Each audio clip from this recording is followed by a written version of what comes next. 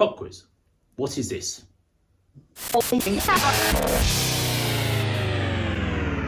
Hands up if you said it's a pencil. Keep your hands up if you said it's a lead pencil or a graphite pencil. And yes, today we're going to talk about the everyday, common, household essential, a pencil. A while back I did a couple of videos on essential kit, bits and pieces I've used for crafting and so forth, but I didn't mention the pencil. Let's talk about the pencil. Well, let's go way back in time. Between 40,000 and 20,000 years ago, man started making marks on rocks in caves using dye from fruit and blood and so forth. But the depictions on the stone walls in the south of France that still remain show symbols of animals and men with spears hunting those animals. And whether they're just artistic interpretations, depictions of good hunt, or just a note from one hunter to say the other, I've gone hunting, I'm by the ravine near the big old tree. The 34,000 BC post-it note. We will never know. But those pictures drawn onto the walls of the caves of the south of France are the first indications of art. Using food dyes and blood, and one other essential, the burnt pieces of wood that came out of the fire, charcoal.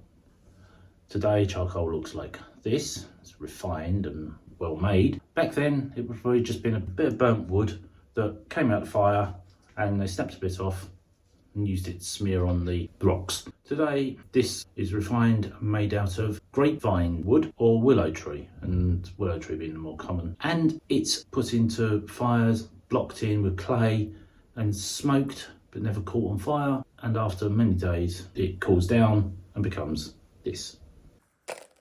Charcoal, it's soft, it crumbles, it's easy to erase, and it smears and smudges, and so you can push it on, put it onto rock, smudge it in and make a picture.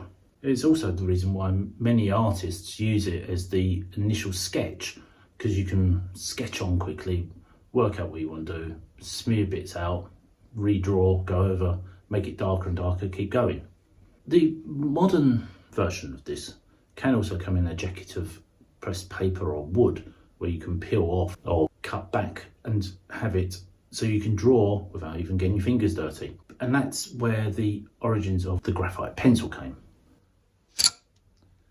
These days, most graphite pencils are made up of graphite powder with a clay binder and then put inside a piece of wood as a casing that can be sharpened, and we have the modern pencil. The largest deposit of graphite was discovered in Cumbria in England in 1860, and the Derwent factory that still exists opened in Keswick in 1860 to manufacture pencils. They're still doing it today. That deposit of graphite remains the only large-scale deposit ever found in its solid form.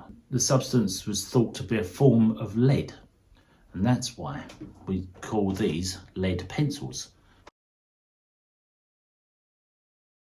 The American number 2 pencil is essentially the same pencil that George Washington used. And in the 19th century, 240,000 of these pencils were made each year. The American pencil is a standard equivalent to the UK HB pencil, which I have here. The orange-yellow colour was an attempt to look posh because they wanted it to look like the world's most expensive pencil, the Koh-i-Na, which is coated in gold and retails for thousands of pounds. There are many types of pencils. You can get charcoal pencils, carbon pencils, grease pencils, eyeliner pencils, which are called Carl and not to be mistaken with the gold coated one. There are carpenter's pencils that are flat. There are golf pencils or IKEA pencils as they're known now. They're very simple, made practically out of no graphite at all, just using clay. There are bendable pencils, coloured pencils, and of course there are also mechanical pencils. Grading of pencils is a mixture of the clay and graphite in their core, and the darkness varies from black to light grey. The higher the amount of clay in the pencil, the harder the pencil will be and less brittle. H stands for hard, B stands for brittle. I always wondered what it was, I now know, so do you. More graphite, more crumbly, more brittle, the darker the pencil and more similar it is to charcoal. As I said, the US number 2 pencil is basically the same as a HB pencil. It's a mid-range, it's neither hard nor brittle, it's somewhere in the middle. A 9H pencil is the hardest generally manufactured. It was originally used for drawing on blueprints because there was multiple layers and you had to push through the paper and making carbon copies. I used to use a 3H pencil for many years. I did A-level in technical drawing called graphical communications, and our pencil of choice there was a 3H, and if you want to make something bold you'd then go really bold and use a 2H. This pack of pencils only goes to 2H and goes all the way up to 8B, so very soft. 2B or not 2B, that is the question. That is the most important question. Is the 2B pencil the perfect pencil for making a drawing? Is it better than charcoal? Is it better than the HB pencil? Well, for you to decide. It is the most commonly used pencil. These days, however, most people will use an iPencil, a digital pencil, to draw with, and many writers write using a laptop or a computer, and so the pencil is not as popular a writing implement as it once was.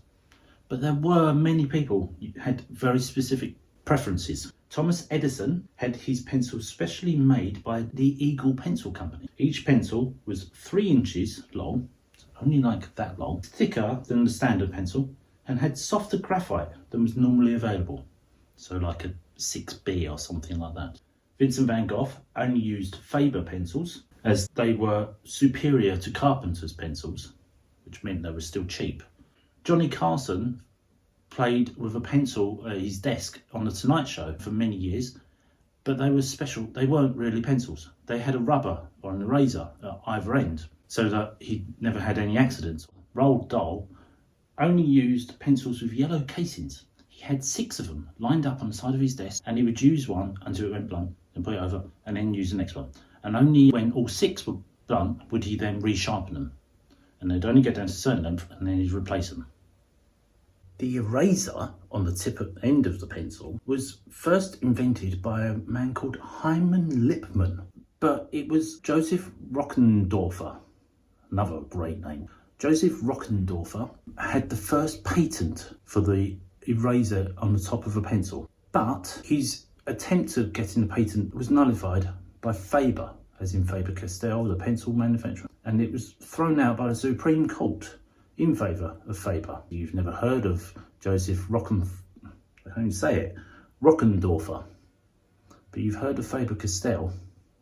But my favourite story about the humble pencil is that of NASA, and you may have heard this, but in the 1970s, when NASA was launching ships into space, and it was agreed that Russia and the US should join in to make an international space station, they agreed to sign the contract in zero gravity, floating around. It was all worked out. The ships would dock together and they'd float in and they'd sign the document. And then some NASA tech went, pens won't work. I was like, what? Pens only work on gravity. So NASA went into spending a small fortune in the 1970s to develop the perfect pen, the anti-gravity ballpoint roller pen, so that it would work in zero gravity. And it was designed, it had a little pressure valve in it so that it would push the ink onto the ball and it would roll. And so the day came and the ships flew into space and they docked against each other. Airlocks opened and they floated in, and out came the contract. And the Americans pulled out their new £1 million pen and signed the document going, we've got £1 million pen. What are you going to do? Yeah, you guessed it. The Russians pulled out a pencil and just signed.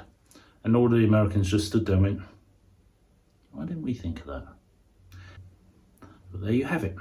A complete history of the pencil. What pencil do you use? When was the last time you used a pencil? Are you a pencil user? What's your favourite type? What's your favourite make?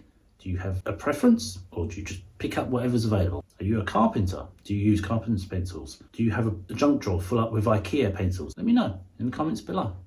If this video was entertaining, useful and killed 5 minutes, let's be honest, 15, then give it a thumbs up.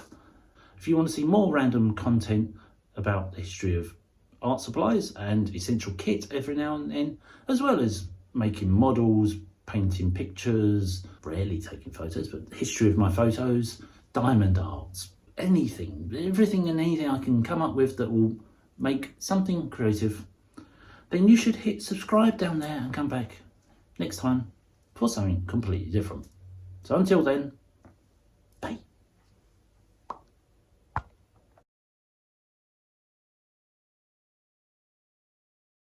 Charcoal is the first true artistic tool. We will never... Hands up if... Here comes the dog. Hello, come. Go there. You're going to lay there. Okay, you're going midway. Thank you.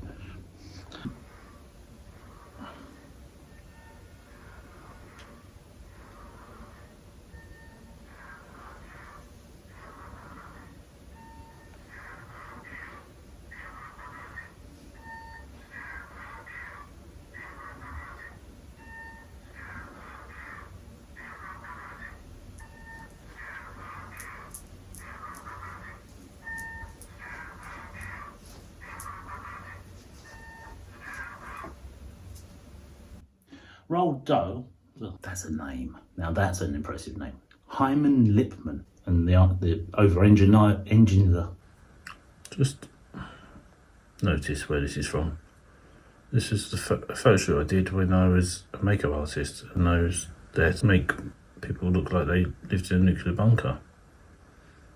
That's kind of appropriate with Fallout coming out.